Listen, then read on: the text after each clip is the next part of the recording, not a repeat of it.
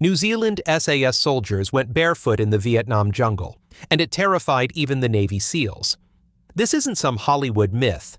It's documented military history that reveals how Kiwi Special Forces broke every rule in the book to become the most feared reconnaissance unit in Southeast Asia.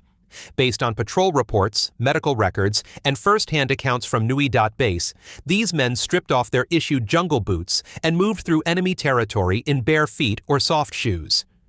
They did this while American forces were losing 75% of their casualties to booby traps and mines. The official military manuals said boots meant survival. The New Zealand SAS said boots meant death. When a documented Navy SEAL operator worked alongside 4 troop NZ's SAS patrols, the cultural clash was immediate. Americans relied on firepower and communication. The Kiwis relied on silence and stealth that bordered on supernatural. One approach followed doctrine. The other approach got everyone home alive.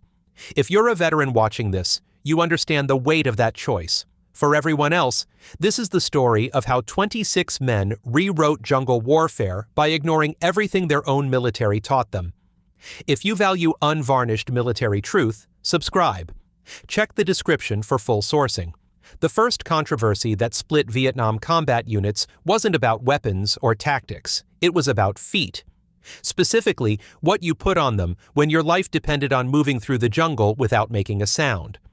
The United States military had spent years developing the M1966 jungle boot, a revolutionary piece of equipment designed specifically for Southeast Asian warfare.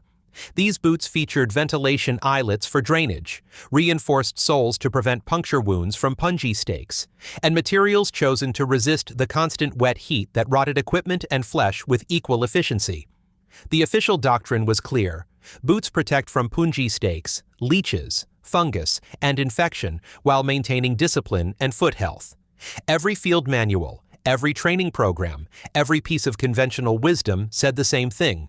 Keep your boots on. Keep your feet protected. Follow the book. But in the dense triple canopy forests of Phuoc Tui Province, the New Zealand Special Air Service had reached a different conclusion entirely. These men, operating as 4 troop within the Australian SAS squadron at Nui Dat Base, had discovered something that challenged every assumption about jungle warfare. Boots made noise. Boots reduced sensitivity to tripwires and pressure plates. Boots announced your presence to an enemy that had turned the jungle floor into a minefield of bamboo spikes and hidden explosives.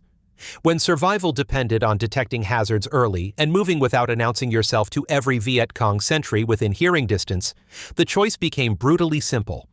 Quiet steps versus protection from one bad step. The statistics behind this decision were written in blood across Vietnam.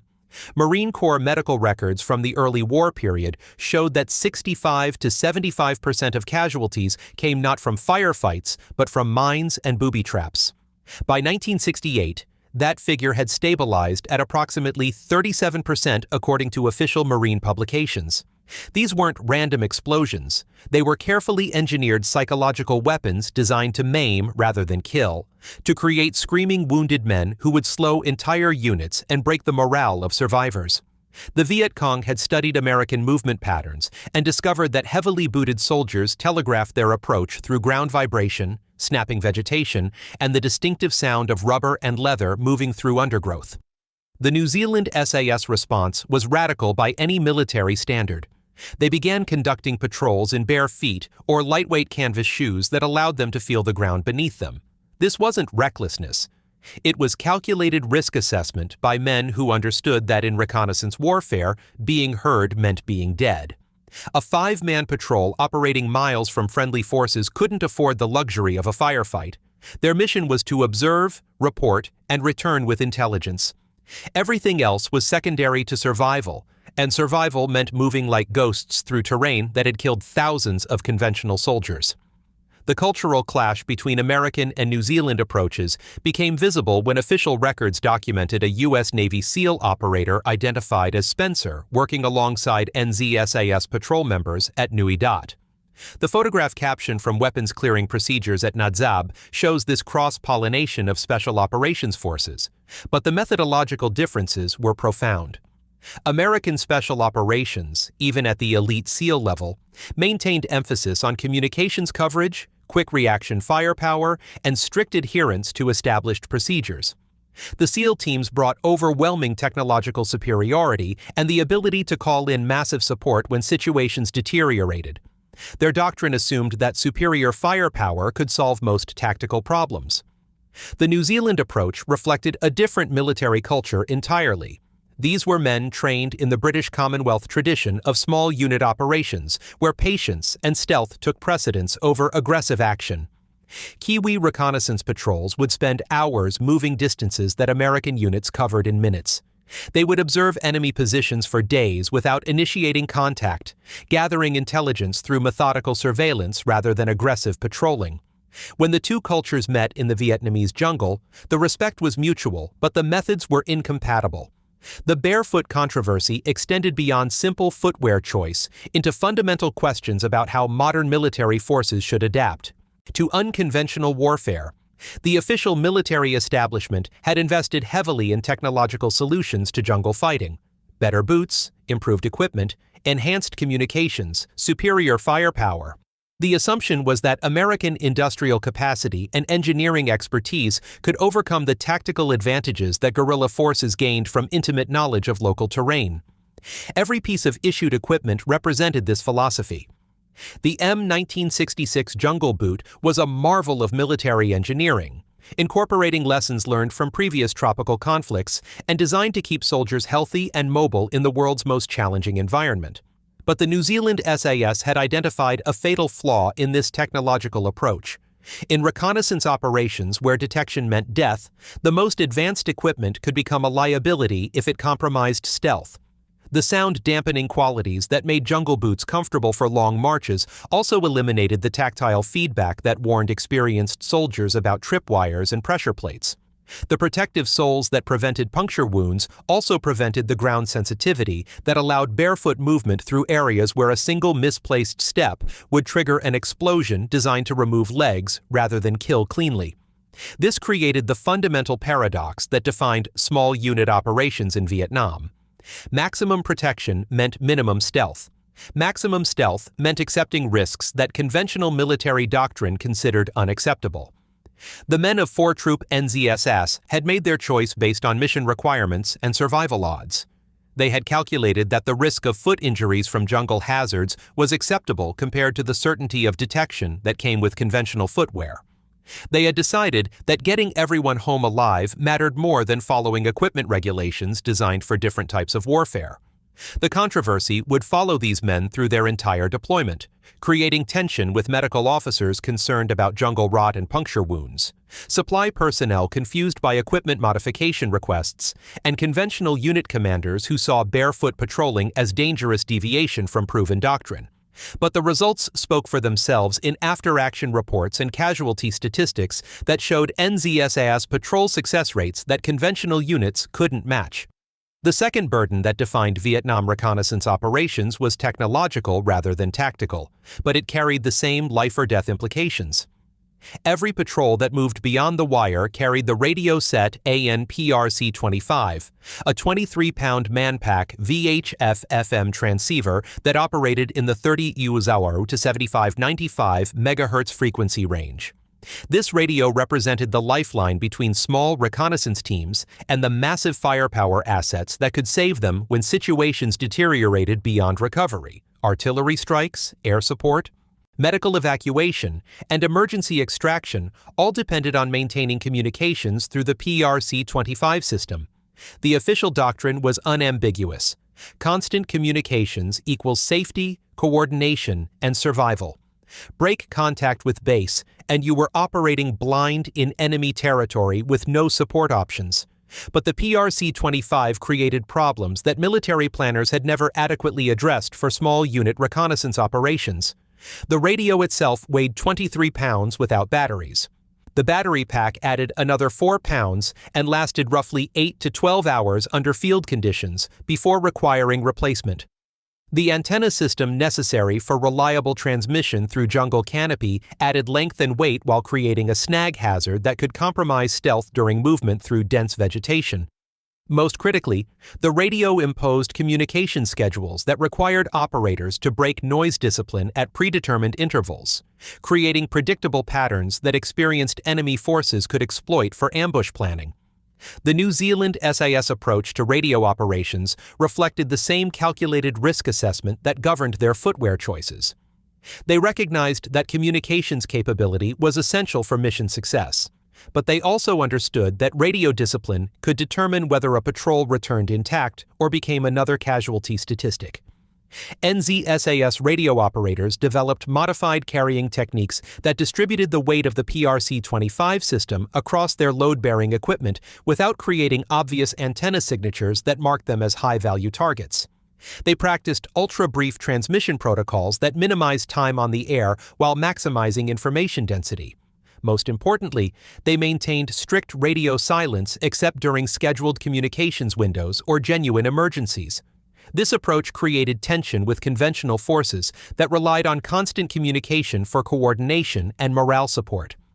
American units operating in similar areas maintained regular radio contact with base stations, providing position updates, situation reports, and requests for guidance throughout their missions. The assumption was that more communication meant better coordination and reduced risk through enhanced situational awareness. Radio operators were trained to maintain contact even during movement, using whispered transmissions and coded messages to stay connected to supporting elements. The weight burden extended beyond radio equipment into every aspect of patrol operations. NZ SAS teams operating from Nui Dat had modified their M1956 web gear extensively to accommodate the unique requirements of extended reconnaissance missions. Standard load plans designed for conventional infantry operations assumed resupply intervals measured in days rather than weeks. Reconnaissance patrols operated under different assumptions entirely. They carried everything necessary for survival and mission completion with no expectation of resupply until extraction. This meant that every ounce of equipment had to justify its inclusion based on mission-critical necessity rather than convenience or regulatory compliance. Grenade carriage became a particular point of innovation and controversy. Standard doctrine called for fragmentation grenades to be carried in designated pouches on the web belt, positioned for quick access during close combat situations. But reconnaissance operations prioritized stealth over immediate firepower, creating different requirements for explosive ordnance. NZ SAS patrols modified their grenade carrying systems to reduce noise and snag potential while maintaining accessibility during emergency situations. They experimented with different grenade types, including smoke and white phosphorus rounds that provided concealment and marking capability for extraction rather than anti-personnel effects. The weapon modification culture that developed among New Zealand Special Forces reflected the same pragmatic approach to equipment adaptation. Standard issue weapons came configured for conventional operations with features that reconnaissance teams found counterproductive for their specific mission requirements. Flash suppressors that reduced muzzle signature often increased weapon weight and length. Standard sling arrangements created noise and snag hazards during movement through dense vegetation. Ammunition loads balanced between mission requirements and weight constraints created constant trade-off decisions that affected patrol mobility and endurance. Hot extraction procedures revealed the most dramatic intersection between equipment burden and operational reality. When reconnaissance patrols required emergency extraction under enemy fire, the weight and bulk of their equipment could determine survival odds during the critical minutes required for helicopter pickup. Official procedures called for controlled extraction with proper security and suppressive fire, but combat conditions rarely allowed for textbook execution. Medical evacuation and emergency extraction operations documented in Vietnam War government records show the harsh reality of extraction under fire. Smoke grenades provided marking for approaching helicopters while simultaneously obscuring vision for ground personnel. The first man aboard the extraction aircraft immediately took control of door-mounted machine guns to provide covering fire while winch operations continued for remaining patrol members. The PRC-25 radio system that connected these teams to supporting elements weighed more than many soldiers carried in personal weapons, but abandoning communications meant accepting complete isolation in hostile territory. Battery management became a critical skill that determined whether patrols maintained contact with base throughout their missions. Radio operators learned to conserve battery power through modified transmission techniques and equipment modifications that reduced power consumption without compromising signal quality. They carried spare batteries despite the additional weight because communication failure could mean mission failure and potential patrol loss. The psychological burden of carrying life support equipment while maintaining operational mobility created stress factors that conventional training had never addressed adequately. Every piece of equipment represented a trade-off between capability and burden, between security and stealth, between preparation and mobility. NZ SAS patrol members became experts at equipment modification and load optimization because their survival depended on carrying exactly what they needed without carrying anything that would slow them down or compromise their ability to move undetected through enemy territory. The verdict on technological burden was consistent across all NZ SAS operations. Equipment saves lives when it works correctly, but equipment can kill you if it prevents you from completing your primary mission of remaining undetected while gathering intelligence and returning safely to friendly forces. The third element that separated elite reconnaissance forces from conventional infantry wasn't equipment or training. It was the understanding that noise discipline functioned as a weapon system more lethal than any rifle or machine gun carried by patrol members. Australian War Memorial film documentation shows SAS patrols demonstrating the methodical process of silent approach toward Vietnamese camps, moving with deliberate precision that took hours to cover distances that conventional forces would traverse in minutes. These weren't training exercises or demonstrations for visiting dignitaries. These were combat operations where a single snapped twig or displaced rock could trigger contact with numerically superior enemy forces operating on familiar terrain with prepared positions and escape routes. The official tactical doctrine for five-man reconnaissance patrols described movement in clinical terms that bore little resemblance to the psychological reality of extended operations in hostile territory. Field manuals outlined patrol formations, spacing intervals, and hand signal procedures with the assumption that these techniques could be applied universally across different terrain and tactical situations. The reality documented in after-action reports and patrol debriefings revealed a different truth entirely. Real jungle movement was slow, exhausting, and terrifying in ways that peacetime training could never replicate. Silence wasn't a tactical preference or doctrinal requirement. Silence was survival instinct refined through repeated exposure to situations where detection meant immediate contact with enemy forces that held every advantage except surprise. The New Zealand SAS had developed noise discipline techniques that went beyond standard military training into areas that resembled meditation or martial arts rather than conventional warfare. Patrol members learned to control their breathing patterns during movement to avoid the rhythmic sound that could carry through still jungle air. They practiced weight distribution techniques that minimized ground pressure and vegetation disturbance while maintaining mobility across uneven terrain covered with deadfall and debris that created noise hazards with every step. Most critically, they developed the patience necessary to stop movement entirely when conditions demanded absolute stillness, remaining motionless for hours while enemy forces moved through nearby areas. This approach to movement reflected fundamental differences in mission philosophy between reconnaissance and combat operations. Combat patrols moved with the assumption that contact was inevitable and desirable under favorable conditions. They carried firepower sufficient to win engagements against expected enemy forces and maintained communications with supporting elements that could provide additional combat power when required. Speed of movement mattered because reaching objective areas quickly allowed more time for mission completion and extraction before enemy forces could organize effective responses. Reconnaissance patrols operated under opposite assumptions entirely. Contact represented mission failure because their primary value lay in gathering intelligence without alerting enemy forces to surveillance activities. Once detected, reconnaissance teams lost their strategic advantage and became isolated combat units operating at severe numerical disadvantage in unfamiliar territory.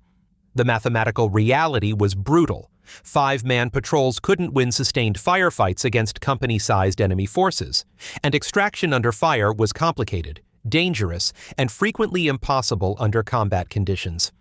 The Australian War Memorial documentation describes SAS mission parameters that emphasized information gathering over aggressive action. These units functioned as the eyes and ears of larger formations, operating in Phuoc Toi province and extending into areas where conventional forces couldn't maintain permanent presence. Their intelligence reports provided targeting information for artillery strikes and air operations while identifying enemy movement patterns and supply routes that could be interdicted through other means. The success of these operations depended entirely on remaining undetected while observing enemy activities over extended periods. Booby trap mechanics complicated movement procedures in ways that conventional training had never adequately addressed. Viet Cong and North Vietnamese Army engineers had developed sophisticated trap systems using tripwires, pressure devices, and non-metallic components specifically designed to defeat American detection equipment. These traps exploited the movement patterns and equipment loads that characterized conventional military operations. Heavy boots created ground pressure that triggered buried devices. Standard patrol spacing positioned multiple soldiers within the casualty radius of individual explosions. Predictable movement routes allowed enemy forces to position traps along likely avenues of approach. The bamboo construction techniques used in Vietnamese trap systems created particular challenges for reconnaissance operations. Metal detectors that could identify conventional mines and artillery shells were ineffective against devices constructed entirely from organic materials. Bamboo spikes hardened through fire treatment could penetrate jungle boots and create infected puncture wounds that disabled soldiers for weeks. Bamboo spring mechanisms could launch projectiles with sufficient force to cause fatal injuries while remaining completely invisible to electronic detection systems. SAS patrols developed counter techniques that emphasized tactile awareness over technological solutions. Barefoot movement allowed experienced soldiers to detect tripwires and pressure plates through ground contact that would be impossible while wearing standard footwear. They learned to identify disturbed vegetation and soil patterns that indicated recent digging or construction activity. Most importantly, they developed the discipline necessary to investigate suspicious areas thoroughly rather than avoiding them or attempting to bypass potential trap sites without proper reconnaissance. The psychological impact of constant trap awareness affected every aspect of patrol operations. Soldiers learned to examine every step placement for potential hazards while maintaining situational awareness for enemy personnel and maintaining noise discipline necessary for mission security. This created mental exhaustion that accumulated over extended operations and affected decision-making capability during critical situations. The fear of dismemberment from hidden devices produced stress reactions that could compromise mission effectiveness if not properly managed through training and experience. 4 Troop NZ SAS, operating as part of the Australian SAS squadron at Nui Dat, faced particular challenges related to unit size and operational tempo. 26 men conducting 105 patrols over 2 years created a deployment cycle where individual soldiers gained extensive combat experience but operated under constant stress without adequate recovery time between missions. Small unit operations didn't allow for the rotation schedules that provided rest and refit opportunities for larger formations. Every patrol member was essential for mission success, and casualties couldn't be replaced easily from other units or rear area personnel. The verdict on tactical movement was consistent across all successful reconnaissance operations. Firepower represents what you use when stealth fails, but reconnaissance succeeds by avoiding fights that can't be won through superior information and positioning rather than superior weapons. The fourth failure that plagued American forces in Vietnam wasn't tactical or technological, it was institutional. The United States military entered Southeast Asian warfare with jungle combat manuals that had identified the fundamental challenge decades before the first American advisors arrived in country. Field manual publications from the 1950s warned explicitly that jungle operations would punish units that fought the terrain instead of using it as a tactical advantage. These manuals described jungle warfare as fighting 2 enemies simultaneously: the human adversary and the natural environment itself. The doctrine was clear, the warnings were explicit, and the lessons were available to any commander willing to study the experiences of previous conflicts in similar terrain. But institutional military culture moves slowly, and the American military system in Vietnam repeatedly demonstrated its inability to translate doctrinal knowledge into practical training and operational procedures, quickly enough to prevent casualties that could have been avoided. Units arrived in Vietnam with jungle warfare training that emphasized equipment solutions over adaptation techniques, firepower superiority over stealth operations, and technological advantages over environmental awareness. The assumption was that American industrial capacity and engineering expertise could overcome the tactical challenges that had defeated other military forces in tropical warfare. The M1966 Jungle Boot represented this institutional approach to environmental challenges. Military engineers had studied the problems of tropical footwear extensively and developed solutions that addressed every identified issue through improved materials and design modifications. The drainage and ventilation systems prevented the foot rot that had disabled soldiers in previous conflicts. The puncture-resistant sole protected against punji stakes and other spike traps that had caused numerous casualties in early Vietnam operations. The materials were selected for durability and comfort under conditions of extreme heat and humidity that destroyed conventional leather boots within weeks. By every engineering standard, the M1966 Jungle Boot was a remarkable achievement that solved technical problems through superior design and material science. But engineering solutions couldn't address the fundamental tactical requirement that separated reconnaissance operations from conventional infantry missions. The improved jungle boots still created noise during movement through dense vegetation.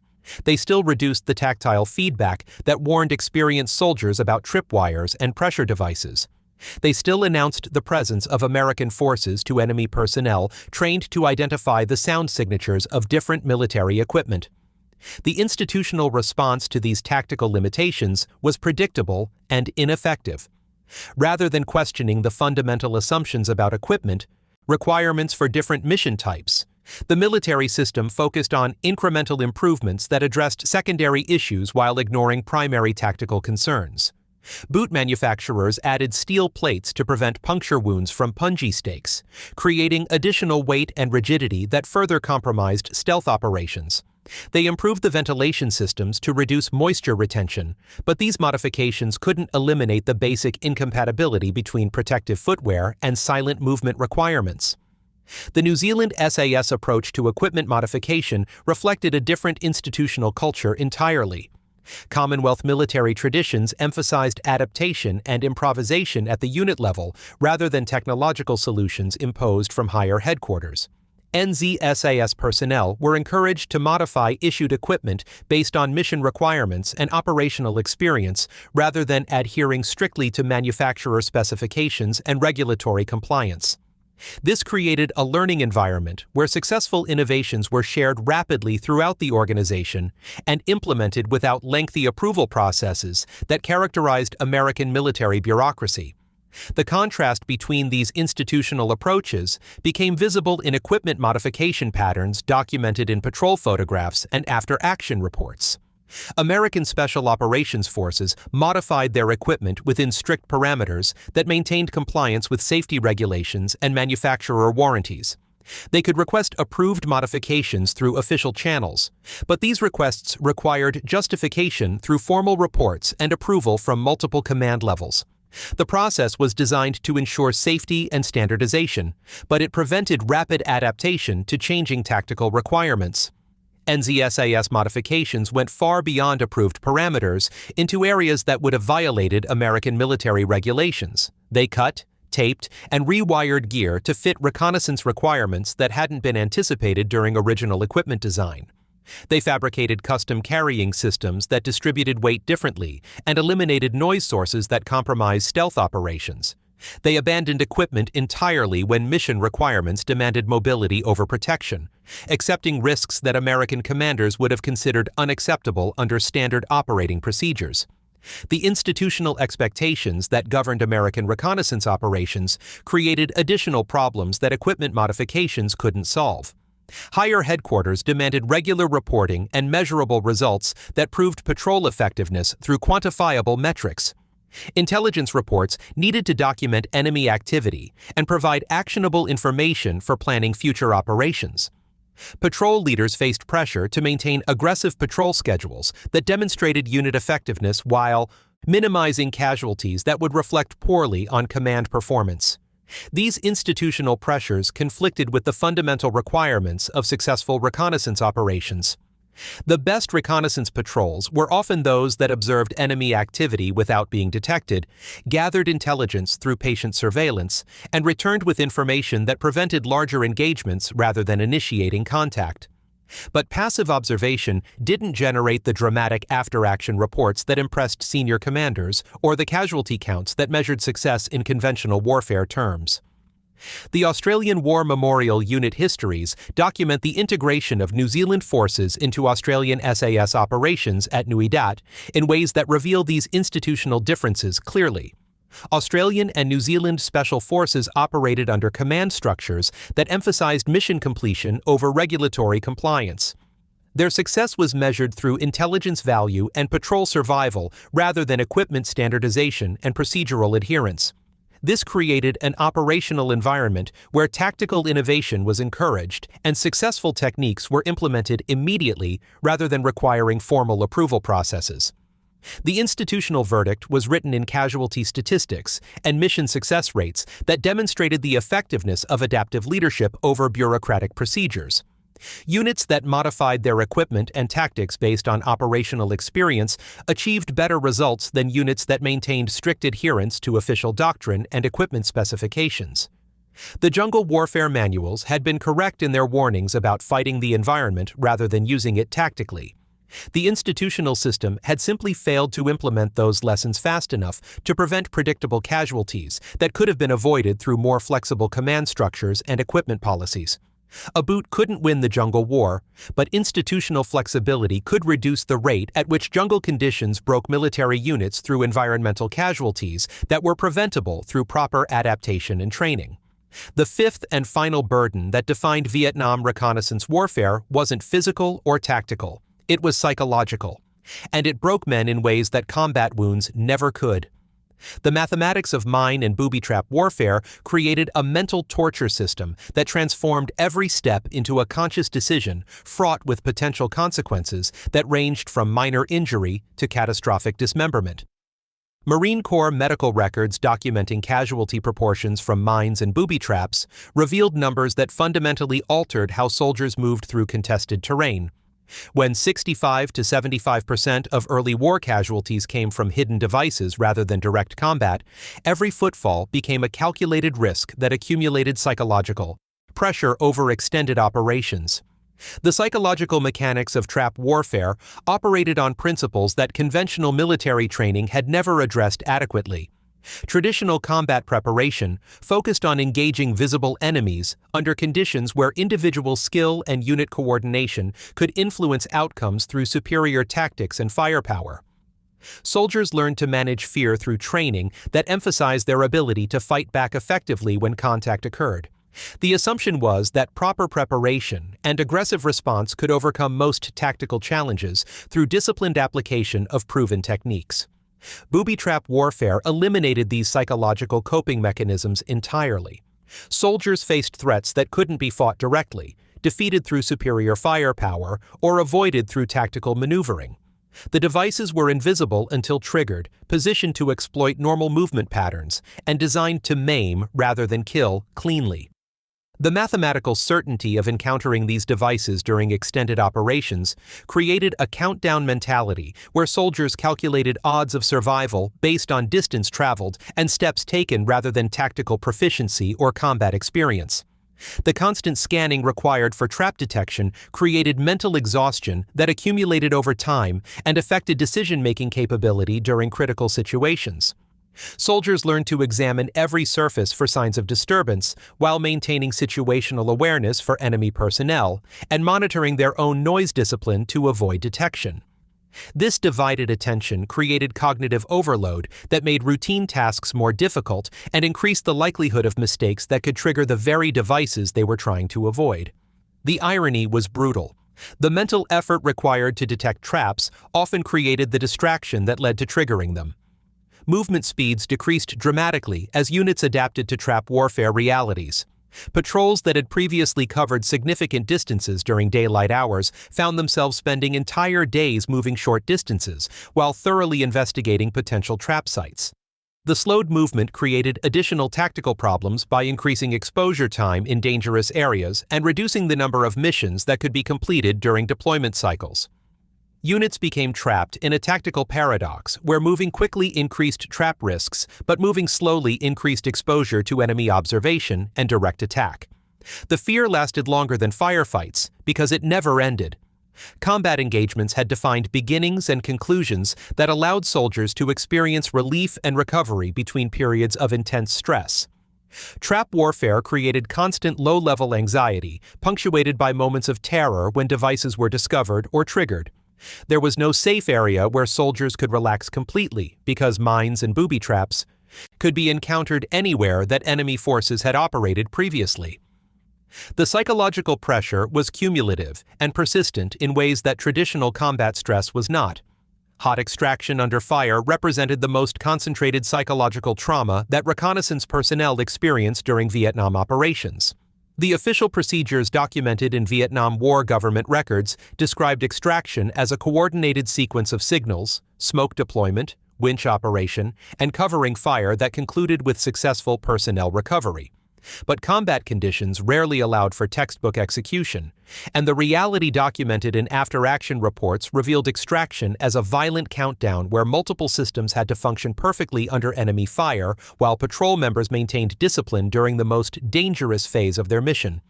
The smoke marking systems that guided extraction helicopters to patrol locations created visibility problems that complicated ground operations while advertising American positions to enemy forces within visual range. Colored smoke grenades provided essential navigation reference for helicopter crews attempting to locate small groups in dense vegetation. But the smoke also obscured ground personnel visibility and created wind direction problems that could drift marking away from actual patrol positions. The timing had to be precise. Deploy smoke too early, and enemy forces could use the marking for targeting. Deploy too late, and extraction helicopters couldn't locate the patrol site before fuel limitations forced them to abort the mission. The machine gun covering fire that protected winch operations created its own psychological pressure for patrol members waiting their turn for extraction. The first man aboard the helicopter immediately took control of door-mounted weapons to provide suppressive fire while remaining patrol members prepared for winch pickup. This meant that wounded or exhausted soldiers had to maintain combat effectiveness during the most stressful moments of extraction operations. The sound of machine gun fire from above mixed with rotor noise and enemy fire created an audio environment that made communication nearly impossible while demanding split-second coordination between ground personnel and aircraft crews. The mathematical reality of small team isolation compounded every other psychological pressure that reconnaissance personnel faced during extended operations.